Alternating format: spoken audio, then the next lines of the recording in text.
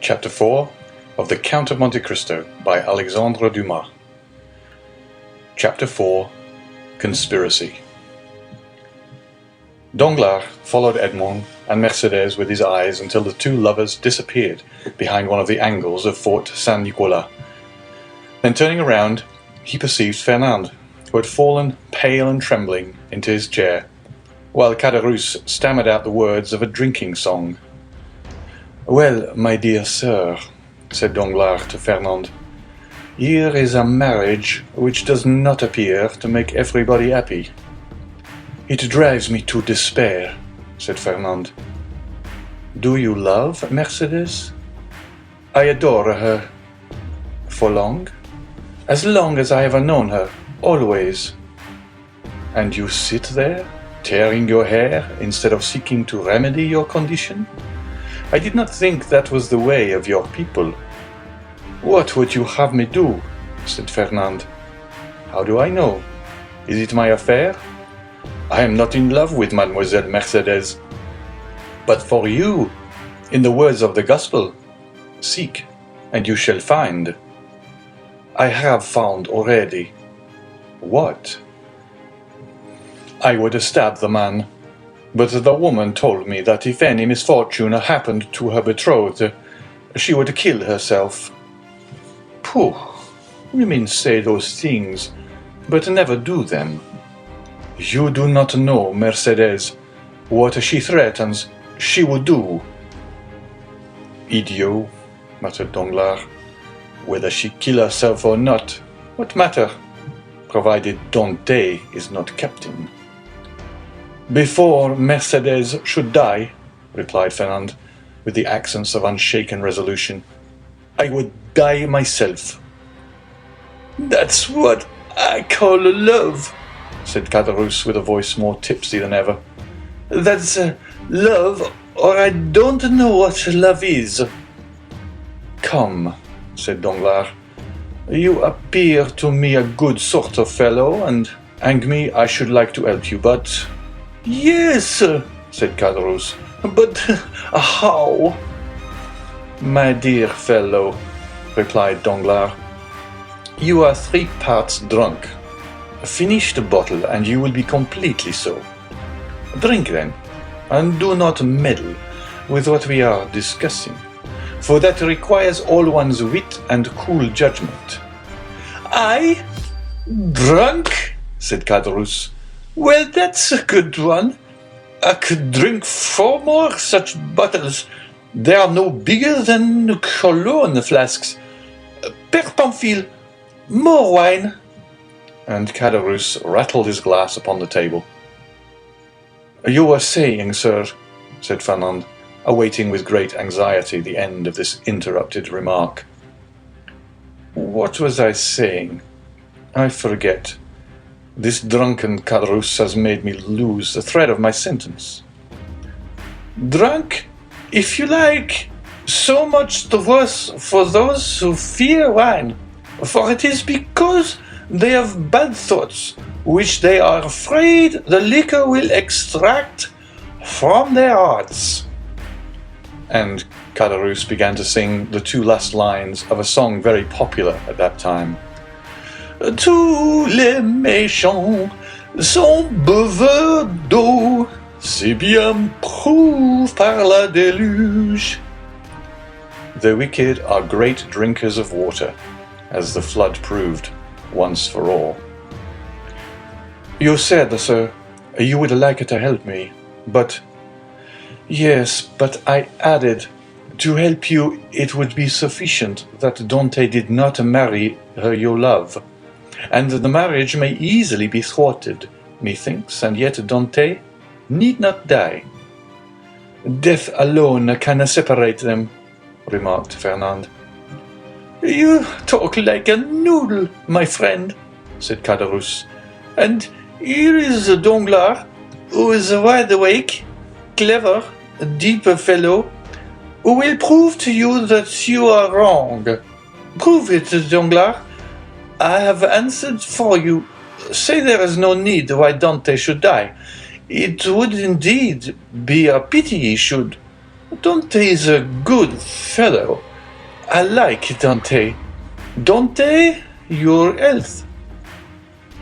Fernand rose impatiently. Let him run on, said Danglars, restraining the young man. Drunk as he is not much out in what he says. Absence severs as well as death, and if the walls of a prison were between Edmond and Mercedes, they would be as effectually separated as if he lay under a tombstone. Yes, but one gets out of prison, said Caderousse, who, with what sense was left him, listened eagerly to the conversation. And when one gets out, and one's name is Edmond Dantès, one seeks revenge. What matters that? Muttered Fernand. And why, I should like to know, persisted Caderousse, should they put Dante in prison? He has not robbed or killed or murdered. Hold your tongue, said Danglars. I won't hold my tongue, replied Caderousse. I say, I want to know why they should put Dante in prison. I like Dante. Dante, your health. And he swallowed another glass of wine. Danglars saw in the muddled look of the tailor the progress of his intoxication, and turning towards Fernand said, "Well, you understand that there is no need to kill him." Certainly not, if, as you said just now, you have the means of having Dante arrested. Have you that means? It is to be found for the searching. But why should I meddle in the matter? It is no affair of mine. I know not why you meddle, said Fernand, seizing his arm. But this I know. You have some motive of personal hatred against Dante, for he himself hates is never mistaken in the sentiments of others. I? Motives of hatred against Dante? None, my word. I saw you were unhappy, and your unhappiness interested me. That's all. But since you believe I act for my own account, adieu, my dear friend. Get out of the affair as best you may. And Danglars rose, as if he meant to depart. No, no, said Fernand, restraining him. Stay. It is of very little consequence to me, at the end of the matter, whether you have any angry feeling or not against Dante. I hate him. I confess it openly. Do you find the means? I will execute it, provided it is not to kill the man. For Mercedes has declared she will kill herself if Dante is killed. Caderousse, who had let his head drop on the table, now raised it, and looked at Fernand with his dull and fishy eyes. He said, Kill Dante? Who talks of killing Dante? I won't have him killed, I won't. He's my friend, and this morning offered to share his money with me, as I shared mine with him. I won't have Dante killed, I won't. And who has said a word about killing him, Madeleine? Replied Danglars. We were merely joking. Drink to his health, he added, filling Caderousse's glass, and do not interfere with us. Yes, yes, Dante, good health, said Caderousse, emptying his glass. Here's to his health, hurrah! But the means, said Fernand. Have you not hit upon any?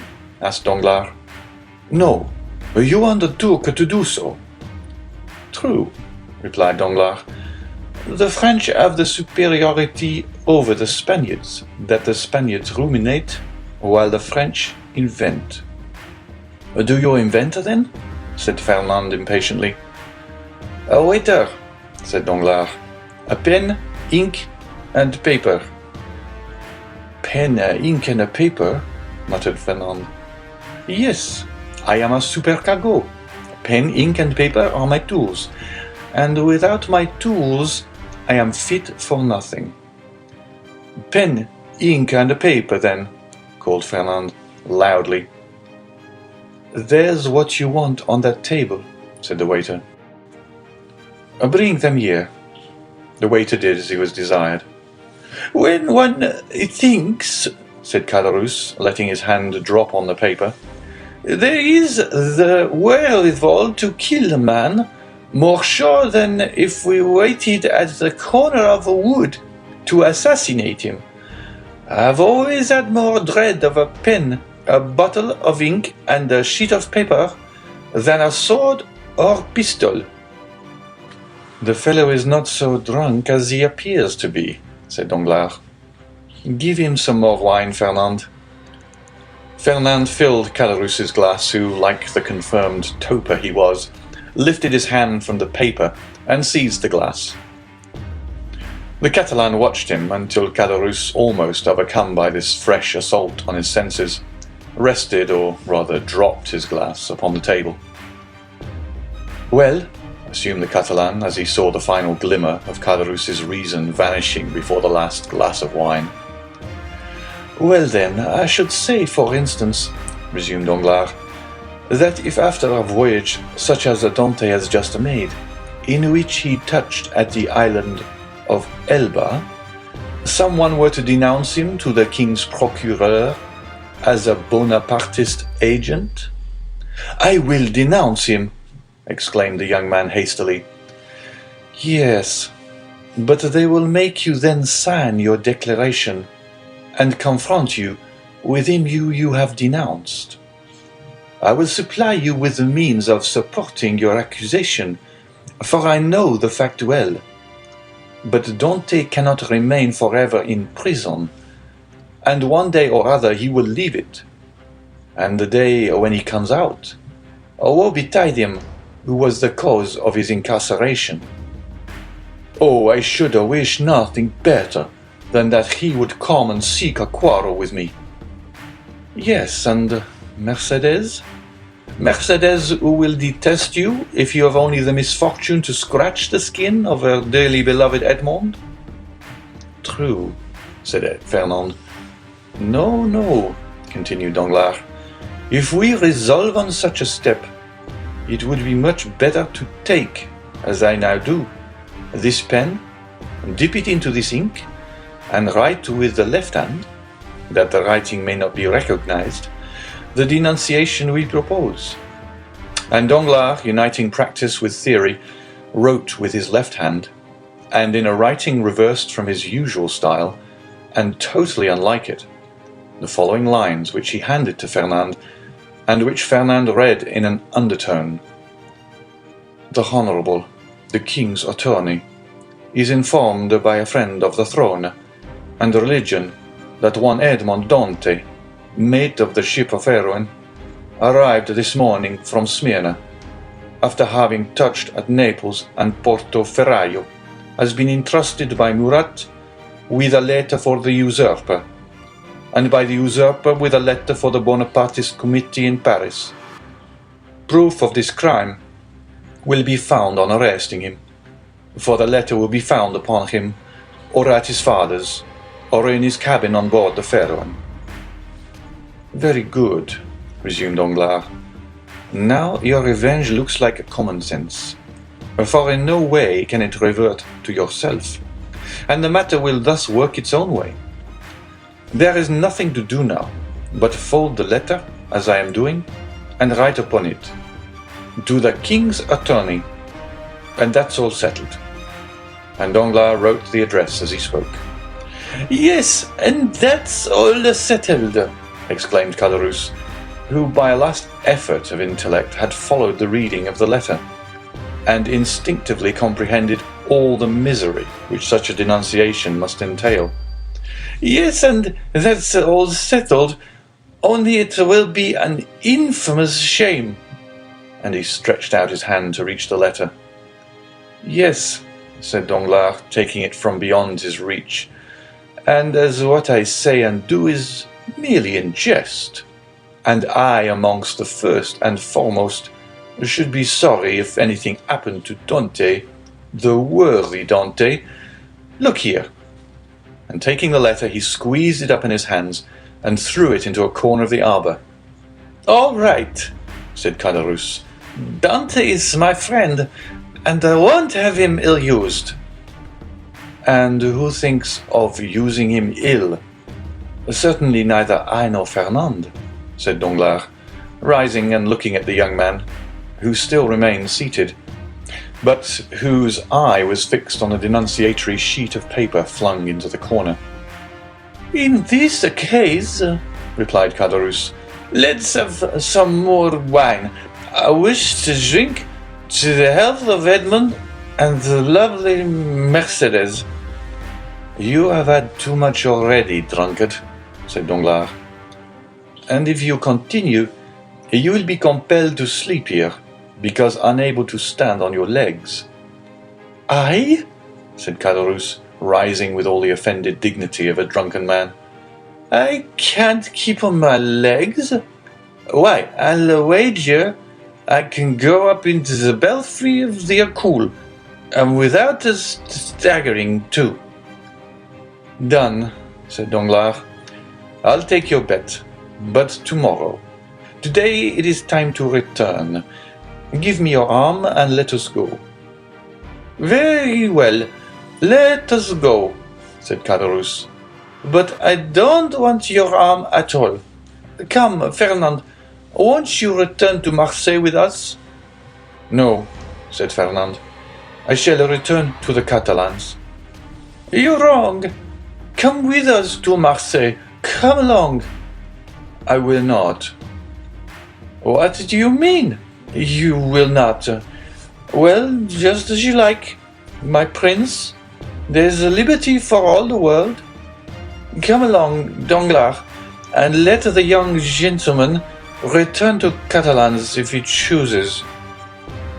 Danglars took advantage of Caderousse's temper at the moment to take him off towards Marseille, by the Porte Saint-Victor, staggering as he went. When they advanced about 20 yards, Danglars looked back and saw Fernand stoop, pick up the crumpled paper, and putting it into his pocket, then rush out of the arbor towards Pillon. "Well," said Caderousse, "why, what a lie he told. He said he was going to the Catalans, and he is going to the city. Hello, Fernand." "Oh, you don't see straight," said Danglars. "He's gone right enough." "Well," said Caderousse, "I should have said not. How treacherous wine is." "Come, come," said Danglars to himself. "Now the work is at work, and it will effect its purpose unassisted." End of chapter 4.